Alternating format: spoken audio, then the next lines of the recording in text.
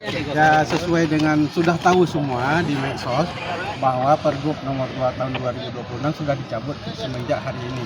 Dan ke depan seluruh warga Aceh yang berada 5,7 juta penduduk itu sudah bisa berobat semua di fasilitas kesehatan yang ada di 23 kabupaten, yaitu 366 puskesmas, 68 rumah sakit baik itu swasta maupun rumah sakit umum daerah.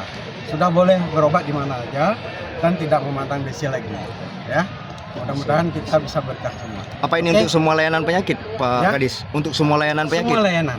Rawat jalan sama Pak ya? Sama semua. Pak, regulasi secara tertulis kapan Pak bakal kita tetapkan? Kadang walaupun sudah dicabut kan pasti kan kita ada kekosongan pergub nih tentunya. Nah, Bagaimana? kekosongan itulah lagi dibuat untuk apakah ada pergub selanjutnya kan harus didaftar dulu ke Mendagri.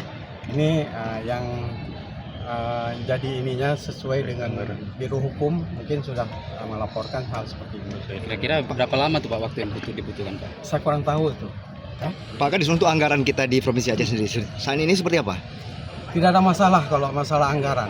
Karena setiap tahun itu dengan BPJS kita juga kadang-kadang di akhir tahun baru bisa kita melunasi atau memang ada terutang bisa membayar untuk tahun selanjutnya. Yang penting warganya tidak dikutip apapun lagi. Ya. Oke. Ya. Oke, terima kasih Pak Kadis.